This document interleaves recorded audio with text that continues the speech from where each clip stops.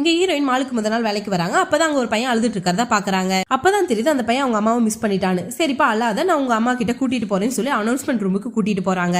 போற வழியிலே அந்த பையனோட அம்மா வந்துடுறாங்க. அவங்க 2 பேரும் சேர்றத பார்த்த ஹீரோயினுக்கு ரொம்ப சந்தோஷப்படுறாங்க. அதே நேரத்துல இது மறுபடியும் நடக்காம இருக்க மால்ல கஸ்டமரோட குழந்தைகளை பாத்துக்கிறதுக்கு ஒரு ஏரியா இருந்தா நல்லா இருக்கும்னு ஹீரோயினுக்கு ஒரு ஐடியா வருது. உடனே இந்த விஷயத்த சூப்பர்வைசர் கிட்ட சொல்லலாம்னு போறாங்க. ஆனா அங்க மேனேஜர் ஆல்ரெடி எல்லாரையும் கூப்பிட்டு வச்சிருக்காங்க. ஆக்சுவலா இந்த மால்ல அளவுக்கு அதிகமா வேலைக்கு ஆள் இருக்காங்க.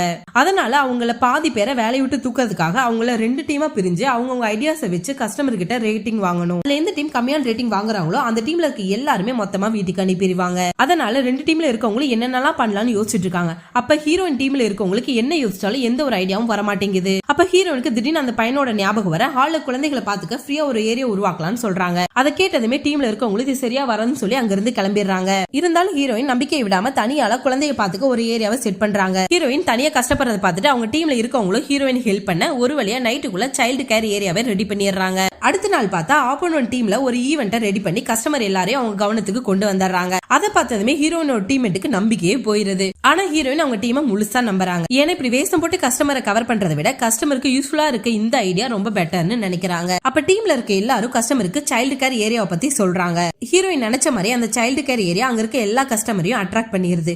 இருந்தாலும் கஸ்டமர் ரேட்டிங் என்றப்ப ஹீரோயின் டீம் வெறும் 1 பாயிண்ட்ல தோத்து போயிடுறாங்க. சோ ரூல்ஸ் படி அவங்க எல்லாரையும் வீட்டுக்கு அனுப்பலாம்னு முடிவு பண்றாங்க. அப்ப சடனா சூப்பர்வைசர் ஆப்போசிட் டீம் 2 எம்டி சீட்டை வச்சு ஏமாத்தி இருக்கிறத கண்டுபிடிச்சாங்க. ஒரு வழியா இப்ப ஹீரோயினோட டீம் இந்த காம்படிஷன்ல வின் பண்ணிடுறாங்க. அதே நேரத்துல ஹீரோயினோட அந்த சைல்டு கேர் ஏரியாவை பர்மனண்டா ஹால்ல வச்சிடறாங்க.